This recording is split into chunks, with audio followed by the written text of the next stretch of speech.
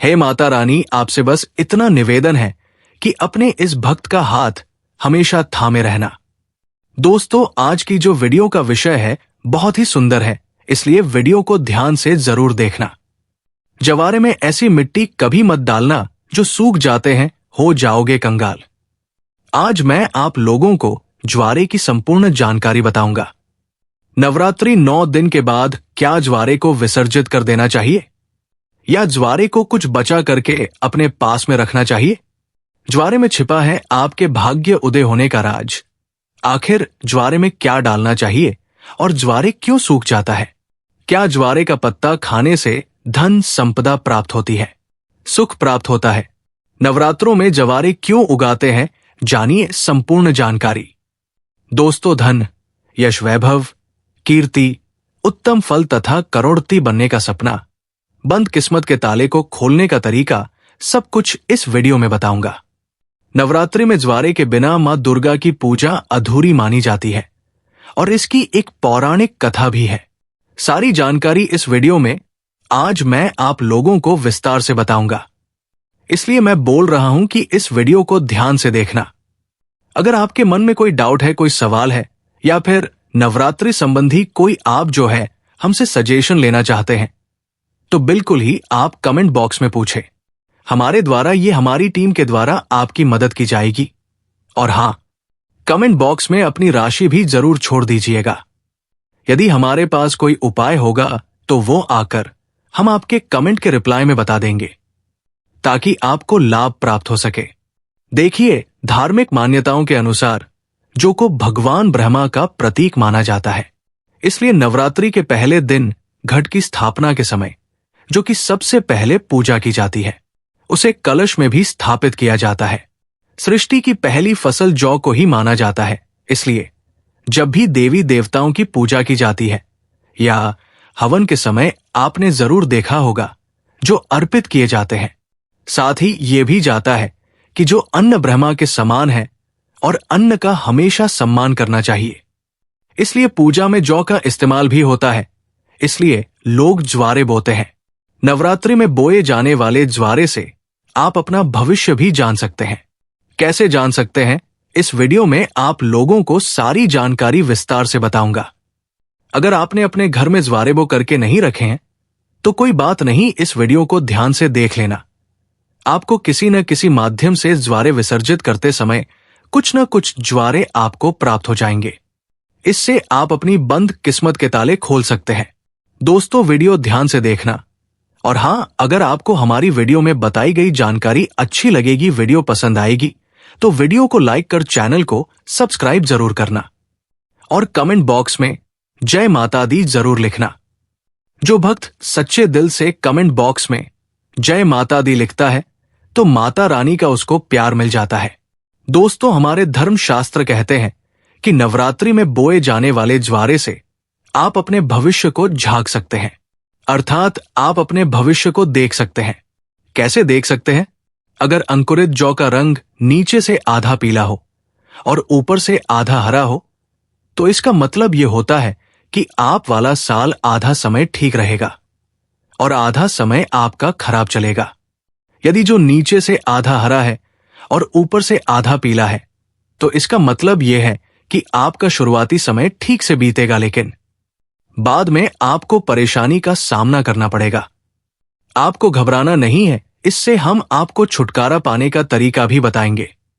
इसीलिए अंत तक वीडियो देखें, क्योंकि अधूरा ज्ञान हमेशा लटकती तलवार की तरह ही होता है। दोस्तों, इसी के साथ ही सफेद या हरे रंग में उग रहे हैं तो ये अत्यंत शुभ संकेत है। अगर ऐसा है तो मान लीजिए आपकी पूजा सफल हो गई है और आने वाले समय में खुशियों के दरवाजे आपके खुल जाएंगे। जो अगर सूखी और पीली होकर के झड़ने लगे तो इसे अशुभ संकेत मान सकते हैं। ऐसे में आप जो है मां दुर्गा से अपने कष्टों और परेशानी को दूर करने के लिए प्रार्थना कर सकते हैं, या फिर नव दुर्गा का बीज मंत्र जैसे धूम दुर्गा नमः। दोस्तों, इस मंत्र का 108 बार हवन करके आहुति दे सकते हैं। इससे आपको अत्यंत लाभ मिलेगा और माता रानी से प्रार्थना कर सकते हैं। कहते हैं कि ना, रात्रि में बोई गई जो जितनी बढ़ती है उतनी ही माता रानी की कृपा बरसती है। इससे व्यक्ति के घर में सुख समृद्धि भी बनी रहने के संकेत मिलते हैं।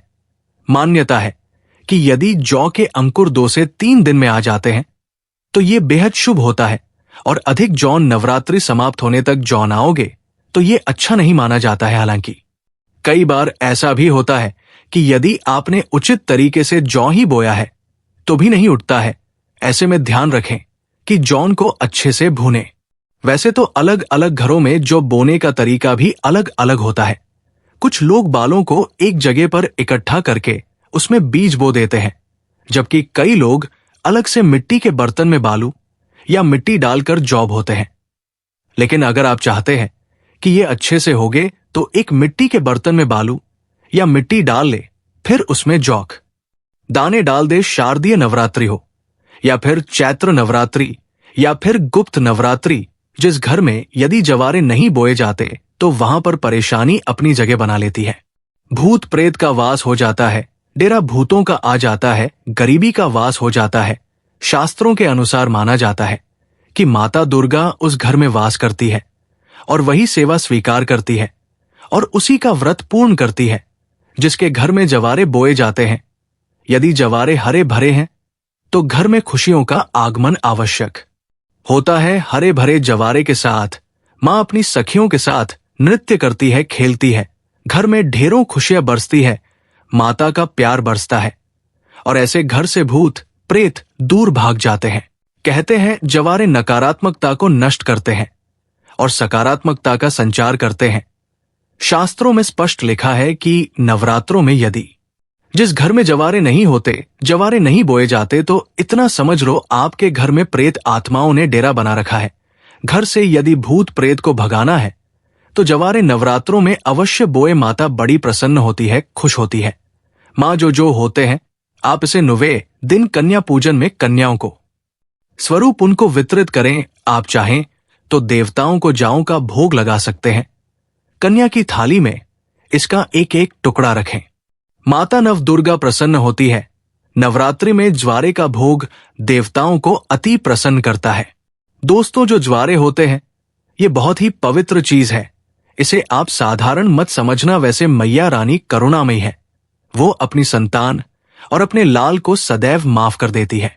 ज्वारे को साक्षात 9 दुर्गा का स्वरूप माना जाता है, ब्रह्मा का स्वरूप माना जाता है। चलिए इस वीडियो में मैं आप लोगों को बताने का प्रयास करूंगा कि अब सवाल ये उठता है कि नवरात्रि में ज्वारे का क्या करें, क्या विसर्जन कर दें या इसे घर में रहने दें। तो धार्मिक मान्यता कहती है कि ज्वारे को घर में रखना शुभ माना जाता है, लेकिन इसको रखने के पीछे एक निश्चित निर्धारित समय रहता है। इसी निर्धारित समय में ज्वारे की सेवा करके जल में विसर्जित इसे कर देना चाहिए। दोस्तों, जैसे कि आपने 9 दिन इसकी खूब सेवा की है, बहुत अच्छी बात है। 9 दिनों के बाद इसे जल में विसर्जित कर देना चाहिए, क्योंकि शक्ति को शक्ति के साथ मिलाना जरूरी है। जल को गंगा शक्ति कहा जाता है और ज्वारे को श्री शक्ति अर्थात लक्ष्मी की शक्ति, दुर्गा की शक्ति। इसीलिए श्री शक्ति को हम जब जल शक्ति गंगा शक्ति को भेंट करते हैं तो ये गंगा शक्ति में जाकर के मिल जाती है। मैं आपको एक छोटे से उदाहरण से समझाने की कोशिश करूंगा। जिस प्रकार जो हमारा शरीर होता है ये 5 तत्वों में मिल जाता है, उसी प्रकार द्वारा भी पूर्ण प्रकार शक्ति के साथ अपने अष्टभुजा दुर्गा स्वरूप में शक्ति में मिल जाता है। तो दोस्तों, द्वारा 9 दिन अखंड ज्योत जलने के कारण, ध्यान से सुनना, ज्वारे के आसपास में 9 दिन अखंड ज्योति जलने के कारण, मां दुर्गा के समीप में ये रहने के कारण बिल्कुल ही ये शक्ति स्वरूप में जागृत हो जाते हैं। ऐसे ज्वारे लोगों के दुख, तकलीफ, परेशानी, इन सब को चुटकियों में समाप्त कर सकते हैं। तो आइए इस वीडियो में जानते हैं ज्वारे से किस प्रकार हम अपनी फूटी किस्मत को दूर कर सकते हैं, अपने दुर्भाग्य को सौभाग्य में बदल सकते हैं और सभी प्रकार की आपकी जो दबी हुई इच्छा है आप उसे पूर्ण कर सकते हैं। देखिए, अगर आज की वीडियो आपने मिस कर दी तो सारी जिंदगी आप गरीब रह जाएंगे, क्योंकि ज्वारे से आप अपनी गरीबी को, अपने कष्ट को, अपनी परेशानी को, अपने दुख को, अपनी तकलीफ को, या आपके घर परिवार में किसी को दुख है, तकलीफ है, लंबे समय से बीमार है, आप उन्हें स्वस्थ करा सकते हैं। तो आइए इस वीडियो में जानते हैं वास्तव में हमें जो है ज्वारे का क्या करना चाहिए। तो ज्वारे विसर्जित करते समय कुछ ज्वारे साफ पानी से धोकर के हमें अपने साथ में ले आना चाहिए। क्यों इसे लाना चाहिए?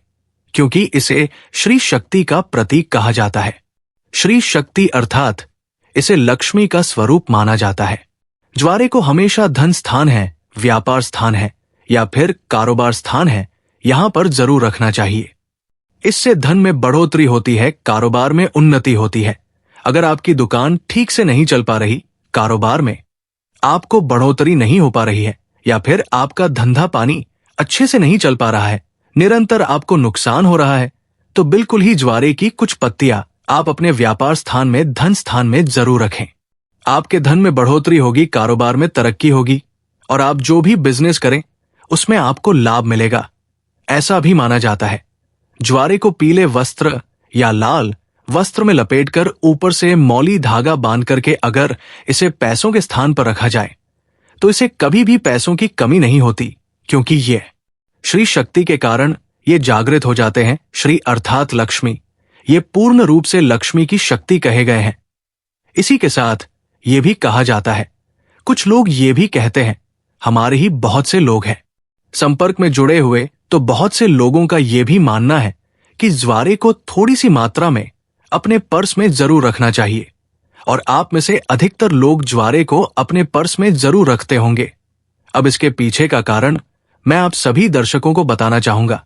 जिस प्रकार से धन स्थान में रखने से ये धन की कमी नहीं होने देता, उसी प्रकार पर्स में रखने से आपके पर्स में कभी भी पैसों की कमी नहीं होने देता, क्योंकि पर को भी धन स्थान कहा जाता है, लक्ष्मी स्थान कहा जाता है और ये पर में होने के कारण हमेशा आपके पर्स को नोटों से भरे रखने का काम करता है। दोस्तों, किसी भी श्रेष्ठ मनोकामना के लिए 5 ज्वारे के साफ एवं स्वच्छ पत्तियों को देवी पुराण है या दुर्गा सब छठी दिव्य जो किताब है, माता रानी की दिव्य किताब है, जैसे कि देवी पुराण है या दुर्गा सप्तशती है, ये सब दिव्य किताब कही गई है। तो मनोकामना बोलते हुए आपको इसमें आपको दबाना होता है, तो मां भगवती की कृपा से कुछ दिनों के बाद वो मनोकामना पूर्ण हो जाती है। लेकिन जब भी आप ये उपाय करेंगे, आपको गुप्त रखना है, इसके बारे में किसी को बताना नहीं है। देखिए, जो ज्वारे है बहुत ही पवित्र चीज है, कभी भी इसके बारे में आप लोगों को किसी को नहीं बताना चाहिए। और एक बात, बहुत से लोग आप में से ऐसे दर्शक हैं जो बोलते हैं ना गुरुजी हमें ताबीज बनाना सीखना है, तो क्या करें? तो एक बात ध्यान से सुन लीजिए दोस्तों, अगर आप भी चाहते हैं कि निरंतर आपके में माता रानी का वास बना रहे, आपका शरीर जो है सुरक्षा कवच से ढका रहे, तो ज्वारे के 4 से 5 पत्ते आपको लेने हैं। चांदी का ताबीज या तांबे के ताबीज में इसे डाल देना है और धूप बत्ती का आपने 9 दिन तक माता रानी के लिए जो धूप बत्ती जला करके रखी है, जो भस्म जला करके रखी है गोबर के कंडे की, वो भस्म लेना है। माता रानी को जो आपने आर्चर चढ़ा करके रखे हैं, जिसे हम पीला चावल बोलते हैं, वो आपको लेने हैं और इसे आपको ताबीज में डाल देना है। ये तीनों सामग्री को आपको ताबीज में डाल देना है। माता रानी का ध्यान करना है, अगरबत्ती या फिर धूप का धुआं दिखाना है आपने जो ताबीज बना करके रखा है उसमें, और आप जो है इसे नवरात्रि के बाद किसी भी दिन धारण कर सकते हैं। तो ये आपको हमेशा सुरक्षा कवच की तरह ही आपको फायदा पहुंचाएगा। किसी भी प्रकार की आपकी ये दुर्घटना नहीं होने देगा। आप जहां भी जाएंगे, जिस भी क्षेत्र में जाएंगे, उस क्षेत्र में ये मित्र की भांति आपकी मदद करेगा, आपको तरक्की दिलाएगा, आपको सफलता दिलाएगा।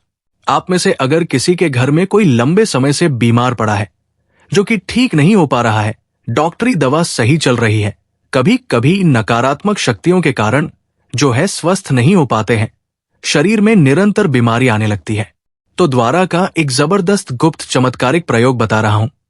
ये प्रयोग अपने तक सीमित मत रखना, इसे और लोगों को जरूर बताना, इससे समाज में कल्याण होगा। तो कोई ऐसा व्यक्ति है जो लंबे समय से बीमार पड़ा है और ठीक नहीं हो पा रहा है, ऐसे व्यक्ति को ज्वारे की कुछ बूंद, ध्यान से सुनना, ज्वारे को अच्छी तरह कैसे पीस करके कुछ बूंद आपको निकालना है और इस रस को नाक के माध्यम से, अगर बोलने में समर्थवान नहीं है, खाट पर पड़े हैं दोस्तों, सांस बस चल रही है, तो अगर नाक में कुछ बूंद डाला जाए तो ऐसे व्यक्ति कुछ दिनों के बाद स्वस्थ हो जाते हैं। और जिनका स्वास्थ्य अच्छा चल रहा है, अच्छे हैं, स्वस्थ है, लेकिन बीमारी थी। नहीं हो पा रही है अर्थात स्वस्थ का मतलब ऐसा है कि बोलने फिरने में जो समर्थवान है लेकिन ठीक नहीं हो पा रहे हैं।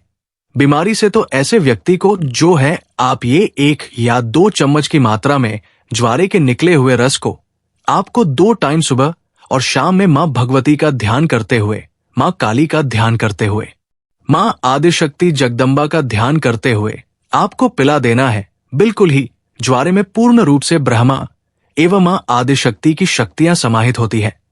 इसे पिलाने के बाद आप देखना, इसे लगातार 5 से 7 दिनों तक पिला देना। दोस्तों, खाट पर पड़ा इंसान भी स्वस्थ हो जाएगा और चलने फिरने के लायक बन जाएगा। इसलिए मैं आप लोगों को बोलता हूं कि हम जितनी भी सामग्री अपने घर में नवरात्रि के समय रखते हैं, माता रानी को प्रसन्न करने के लिए, चाहे आप ज्वारे ले लीजिए, चाहे जो कि बाथी ले लीजिए, चाहे भस्म ले लीजिए, चाहे आप जान ले ली थी, ये सब किसी न किसी काम जरूर आते हैं। दोस्तों, हम सबसे नदी में विसर्जित कर देते हैं। यही हमारी सबसे बड़ी मूर्खता है। नदी में विसर्जित करना चाहिए, ऐसी कोई बात नहीं है। आप नदी में इसे बेशक विसर्जित करें, लेकिन इसकी कुछ मात्रा हमें अपने पास में बचा करके रख लेना चाहिए, क्योंकि ये माता रानी का प्रसार होता है। और निकट भविष्य में जब हमें कोई परेशानी आती है, किसी को भूत बाधा लग गई है, तो ज्वारे की कुछ इसका रस निकाल करके नाक में 1 से 2 बूंद धक्का देने से भूत तत्काल छोड़ देता है। दोस्तों, नकारात्मक शक्ति भाग जाती है। तो इन सारी चीजों को हमें कुछ न कुछ मात्रा में बचा के जरूर रखना चाहिए। आगे चल करके यही हमारे लिए माता का वरदान साबित होता है, ये देवी का ही आशीर्वाद होता है। इसीलिए कभी भी इसे पूर्ण रूप से विसर्जित नहीं करना चाहिए। इसका कुछ अंश हमें, जैसे कि साल में नवरात्रि आते हैं, शारदीय नवरात्रि 1 साल में ही आते हैं। चैत्र नवरात्रि, शारदीय नवरात्रि, 2 गुप्त नवरात्रि होते हैं, 4 नवरात्रि होते हैं। तो नवरात्रि आने तक इसे हमें अपने लिए बचाकर रखना चाहिए।